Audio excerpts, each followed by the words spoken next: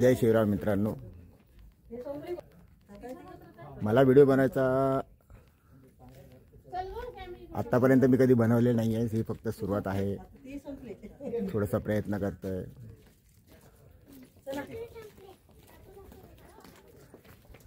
आज आपण पाडव्याच्या दिवशी, गुढीपाडव्याच्या दिवशी मी आज या ठिकाणी म्हणजे शिवनेरी, आणि शिवनेरी म्हटलं की राजांचं जन्मस्थान आठवतं, आणि त्या ठिकाणी मी आलेलो आहे।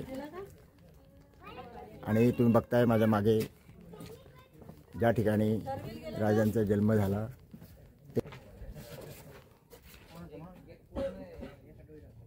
या ठिकाणी राजांचा जन्म झाला। मित्रांनो, ज्यावेळी हे किल्ले बांधण्यात आले त्यावेळी ना तर सिमेंट होतं ना तर रेती होती, परंतु त्यावेळी आता मी तुम्हाला दाखवतो एक हिरडा फळ,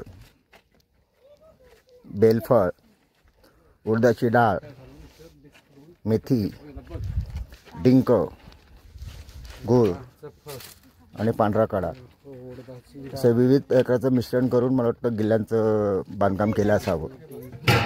त्यासाठी त्यांनी इथे ठेवलेलं आहे आपल्याला माहितीसाठी।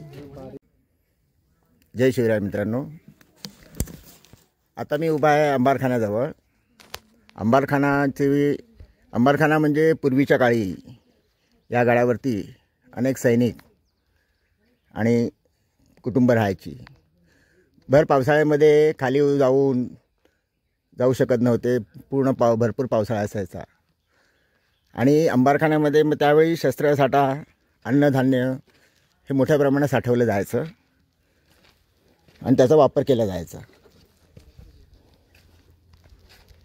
आज बघताय तुम्ही त्याची जरा पडझड झालेली आहे। शिवनेरी किल्ल्यावर येताना एकूण 7 दरवाजे लागतात, त्यातला हा 7वा दरवाजा। त्याच्याबद्दल आता आपण थोडी माहिती घेऊया। तुम्ही पाहता इतक्या वर्षांनी सुद्धा या दरवाजाची स्थिती बघा कशी आहे, अगदी उत्तमरित्या त्यांनी सांभाळलेला आहे। आणि तुम्ही पाहताय त्या किल्ल्याला असे टोकदार असे हे आहेत, जेणेकरून कोणी हत्तीने किंवा याने धडक दिली तरी सुद्धा किल्ल्याचं काय होता कामा नये, असा हा 7वा दरवाजा आहे। या दरवाजाला कुलूप दरवाजा असं म्हटलं जातं। हा किल्ल्याचा शेवटचा दरवाजा आहे। आता तुम्ही पाहताय या किल्ल्याचा 6वा दरवाजा। आता आपण वरती जाऊया। पूर्वीच्या काळी या उंच ठिकाणावरून चारी बाजूची शत्रूच्या येण्याची टहळणी केली जायची। तुम्ही पाहताय या साईडला या इथून येणाऱ्या शत्रूची टहळणी केली जायची। हा बघा, हा 6वा दरवाजा। दरवाजाचं बांधकाम त्या काळी हे अशा पद्धतीने होतं।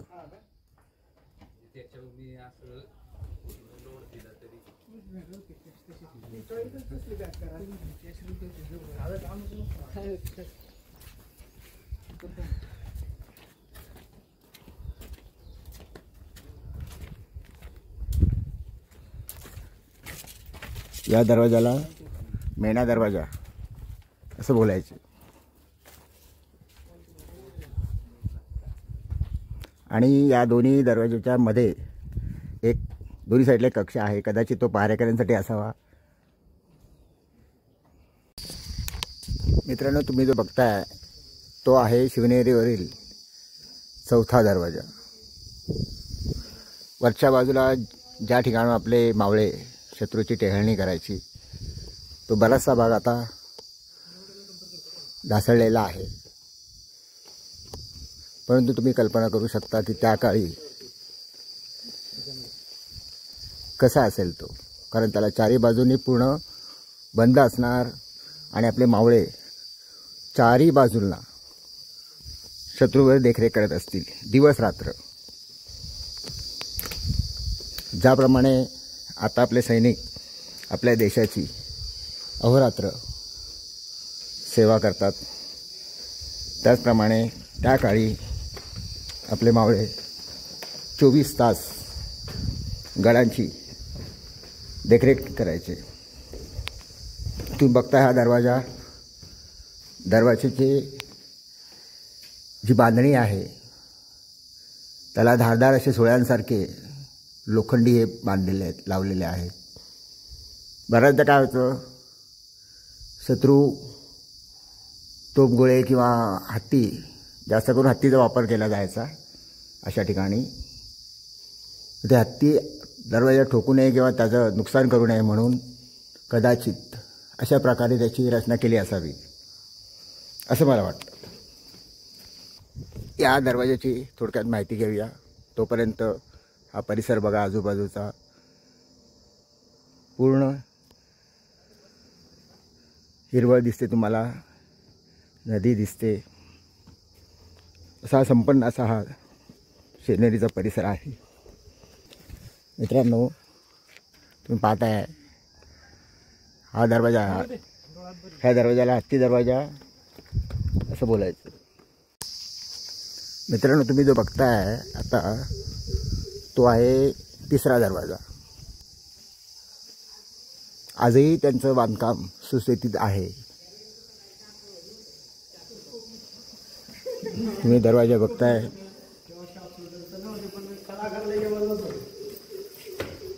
शॉप शूटरपेक्षा बारीक म्हणता येईल त्यांना. बांधलेली मारला की बरोबर मारायची, आवाज म्हणते.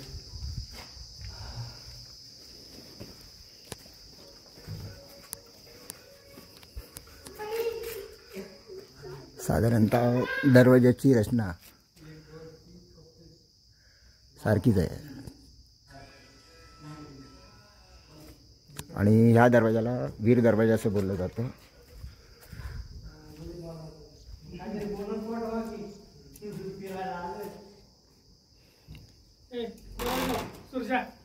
दरवाजा लाव आणि उघड म्हणलं की उघड, दरवाजा लाव उघड म्हणलं की उघड रे. बरोबर, ठीक आहे. दरवाजा लाव, मी उघड.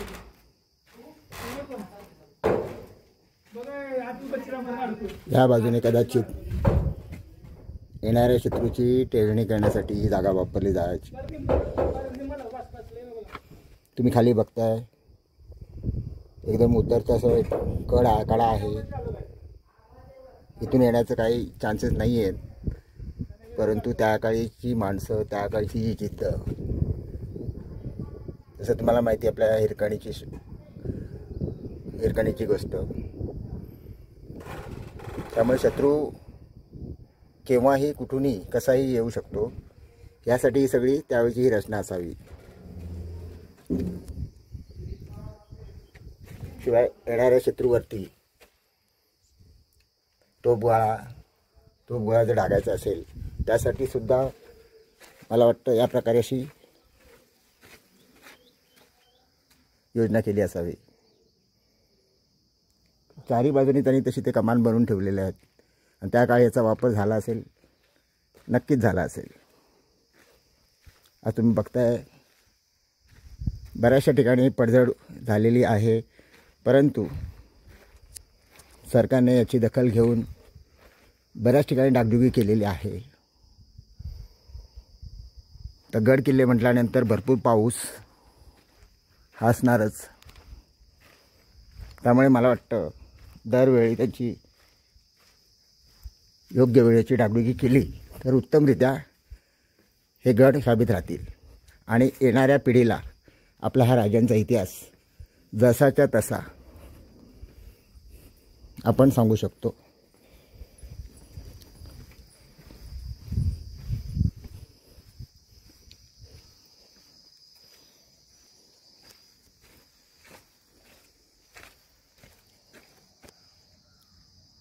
जुन्नर शहराचं हे विहंगम दृश्य फार छान वाटतं. बऱ्याच ठिकाणी हिरवळ दिसते, शेती आहे, ऊसाचे शेती आहे, कांद्याचे फळे आहेत.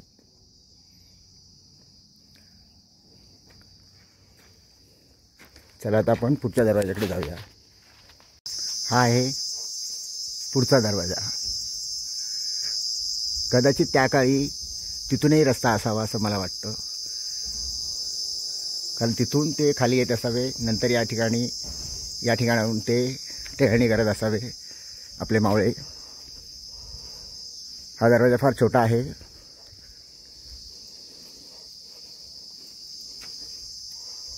परंतु त्यांची बांधणी सारखीच आहे.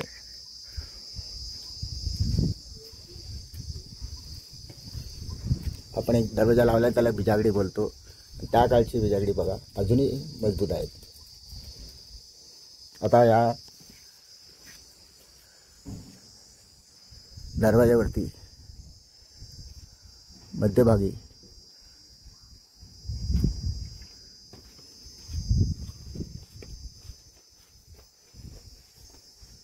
एक शिल्प आहे, परंतु ते तुटल्यामुळे ओळखता येत नाही आहे. परंतु बाजूला जे 2 शिल्प आहेत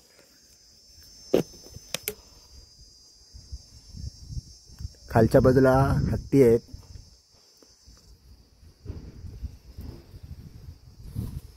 वरच्या बाजूचं जे शिल्प आहे ते सांगणं कठीण आहे. परंतु त्या काळी ह्याचं काहीतरी महत्त्व असावं किंवा एक भाषा असावी. या दरवाजाला गणेश दरवाजा असं बोललं जातं.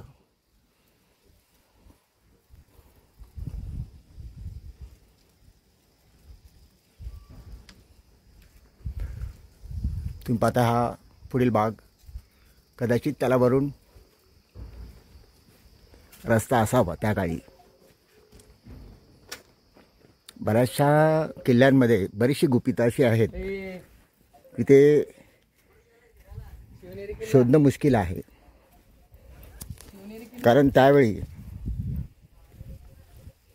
या टोकावरून त्या टोकावर जाण्यासाठी नक्कीच कुठला तरी मार्ग असावा, जेणेकरून शत्रू आल्यानंतर शत्रूला उलकावणी देण्यासाठी त्याचा वापर केला असावा.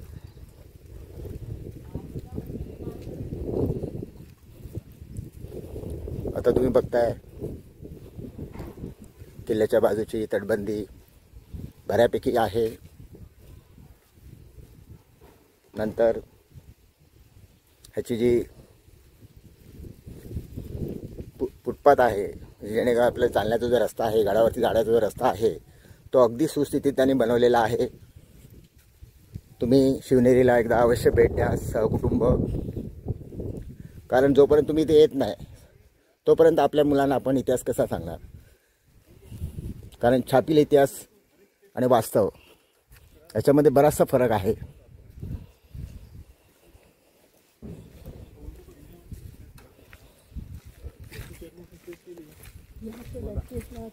मला असं वाटतं खरं म्हणजे गड किल्ल्याचं जर खरोखरच दर्शन करायचं असेल किंवा भेटायचं असेल, गड किल्ल्यांना भेट द्यायची असेल, तर ऑगस्ट ते फेब्रुवारीपर्यंतचा हा काळ आहे ना, हा खूप चांगला आहे. पावसाळ्यात तर मला वाटतं चारही बाजूने धबधबे, ह्या साईडला वरून फार मोठ्या जोराने पाणी पडत असेल, फार सुंदरसं असं दृश्य होत असेल त्यावेळी. परंतु येणंही तेवढं धोकादायक आहे. आज तुम्ही बघताय बरेचसे लोक आपल्या छोट्या छोट्या मुलांसकट या गड किल्ल्यांवर येत आहेत. आणि गड किल्ल्यांवर येण्यासाठी कुठल्याही असं वय असं पाहिजे असं नाही आहे. कुठल्याही वयाची माणसं येऊ शकतात, परंतु जेवढं लवकर होईल, कारण गड किल्ले हे नंतर वय झाल्यानंतर चढणं मुश्किल आहे. कारण मी आज स्वतः अनुभवत आहे. यापूर्वी जेव्हा मी गड किल्ल्यावर यायचो आणि आज मी आलो आहे फार वर्षाने, चढ उतर करण्याचा खूप त्रास होतो. त्यामुळे तुम्ही वेळेतच हे गड किल्ले पाहावे अशी मी तुम्हाला विनंती करतो.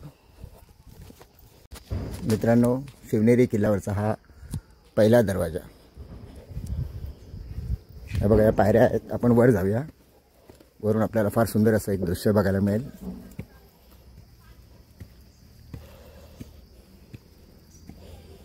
हे पहा, मी आता वरती बुरुजा याच्यावरती आलेला आहे. सुंदरशी फुलं या ठिकाणी दिसत आहेत. सभोवती संपूर्ण जुन्नर या ठिकाणी दिसत आहे. छानसं चाफ्याच्या फुलांचे बहर आलेले आहे तुम्ही पाहताय. आणि आज गुढीपाडवा म्हणजेच आपलं नववर्ष याचं औचित्य साधून या ठिकाणी शिवप्रेमींनी गडावरती गुढी उभारलेली आहे. आपला झेंडा नवलाने फडकत आहे. सुंदर असं दृश्य या ठिकाणी आपल्याला बघायला मिळत आहे. अगदी मन प्रसन्न करण्यासारखं. मला तर खूप आनंद झाला. असे गडप्रेमी शिवप्रेमी माणसं आहेत. आजही ते आपली संस्कृती सांभाळून आहेत. हे पाहताय तुम्ही फुलांची छानशी रांगोळी जी आपल्या भगिनींनी काढलेली आहे. या ठिकाणी छत्रपती शिवाजी महाराजांची प्रतिमा ठेवून त्याची पूजन केलेलं आहे.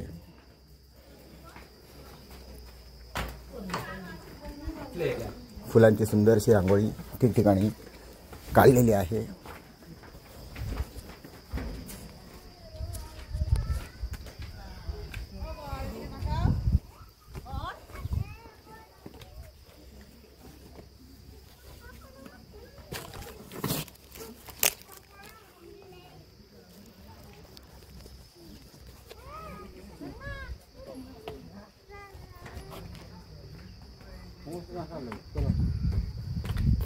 सजावट अत्यंत सुंदर झालेली आहे. आणि हा पहिला दरवाजा, याला महादरवाजा असं बोललं जातं.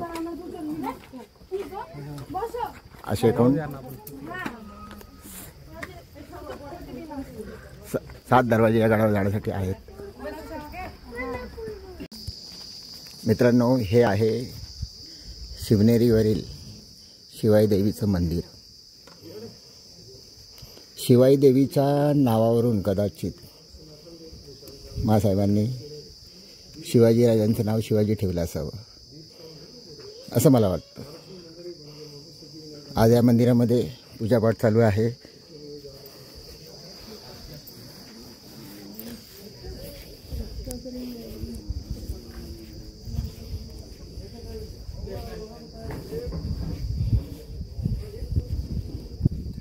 आज या नवीन वर्षानिमित्त या ठिकाणी सुंदरशी सजावट केलेली आहे. फार सुंदर दृश्य या ठिकाणी पाहण्यात येते आणि एक वातावरण निर्मिती फार छान झालेली आहे.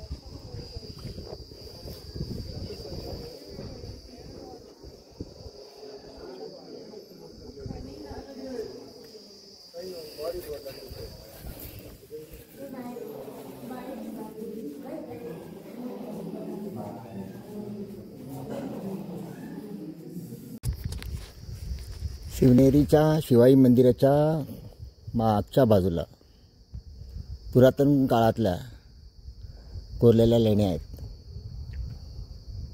एकूण 55 लेणी आहेत या ठिकाणी. तुम्ही पाहताय सगळीकडे